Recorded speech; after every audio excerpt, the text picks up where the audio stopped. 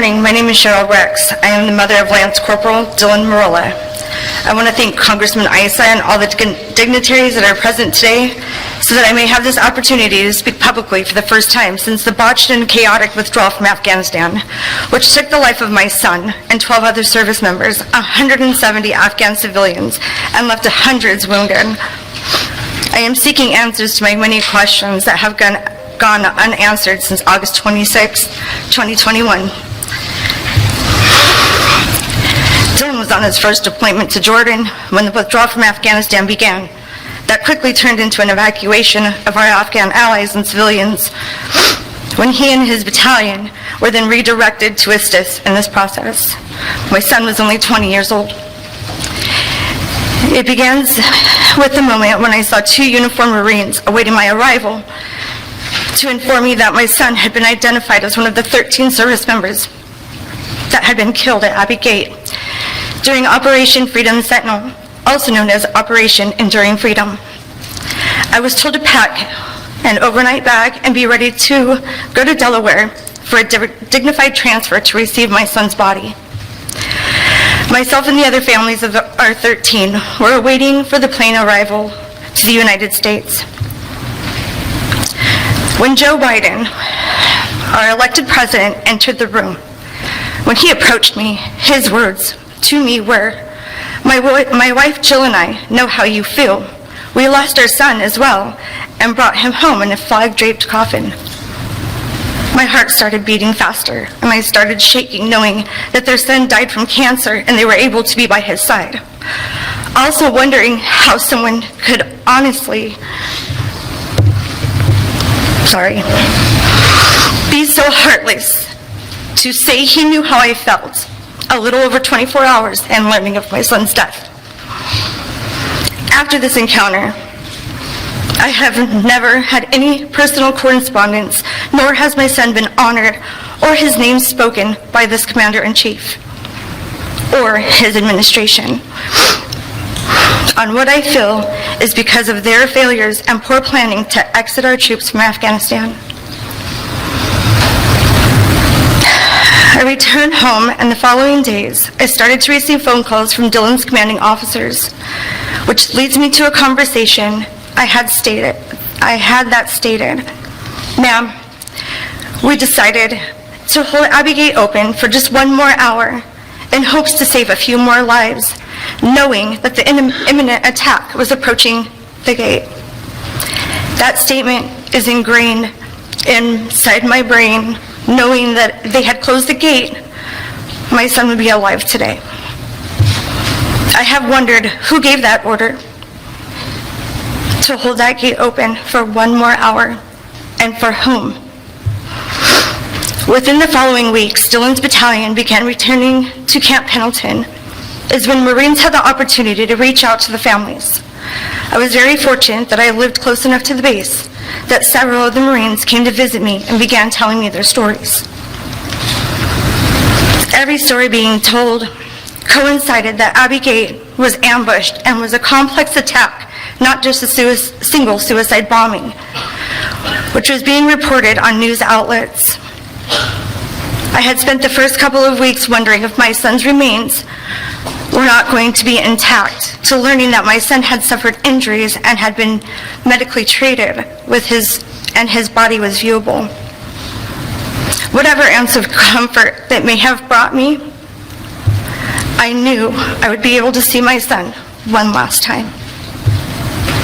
I laid Dylan to rest, witnessing thousands of people from across our country offering their condolences and support, and again, nothing was brought forth from anyone in our current administration. The anger I held inside on how our 13 kids were not being recognized nationally was becoming prominent. How could so many people pay their respects, but nothing at all from the President of the United States on something he had conducted? My social media account started receiving little to no attention, and my son's name seemed to be slowly not being recognized. I knew then that I was being targeted and shut down publicly by media outlets. I could hardly search anything that had to do with Afghanistan when just a month ago, our situation was everywhere. How could a worldwide event, quoted the largest evacuation in American history, just disappear? When failures are made, those who are involved in those failures want it to be forgotten. And that's what I felt was happening by our current leadership.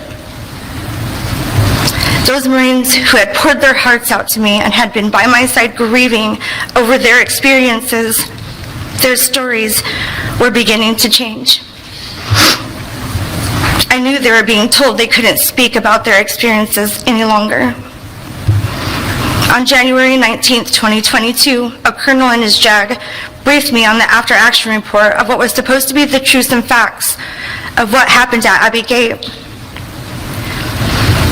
During this brief, it was explained to me where my son's location had been during the time of the attack, and also his wounds in accordance with his autopsy report. That is when I personally confirmed to myself that everything, even the way my son died, was being covered up. I was being given false information. While this colonel was describing Dylan's wounds, he was describing the report as intended towards a right-handed person. My son's personal trait was that he was left-handed. So when I questioned how could my son obtain wounds on the opposite side of his body that he was illustrating, he couldn't respond, leading the conversation to the JAG to change the subject.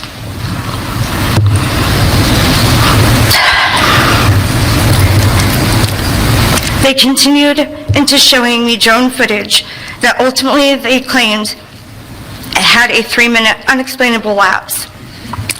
This colonel told me, "Ma'am, you wouldn't want to see it anyways." I had already seen my son's lifeless body and laid him to rest.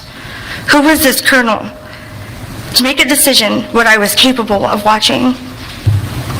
Afghanistan was no longer being spoken about, and nothing seemed to be available anymore while I was continuing my search for answers. I was starting to feel defeated as to not being able to find anything. I felt I needed to find some kind of proof that would show that the people, these Marines, were not lying about their stories and possibly bring some acknowledgement back into the public eye. Days turned into weeks. Weeks turned into a couple of months.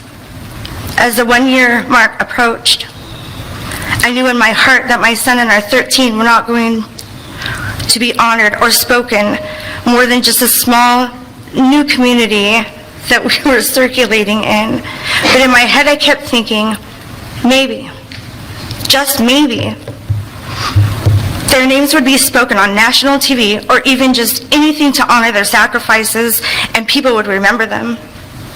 As a mother of 2 Marines, I hold a different perspective of honor. It wouldn't have taken much effort to save their names and hold a moment of silence on this date. I wasn't surprised one bit when nothing was said for them.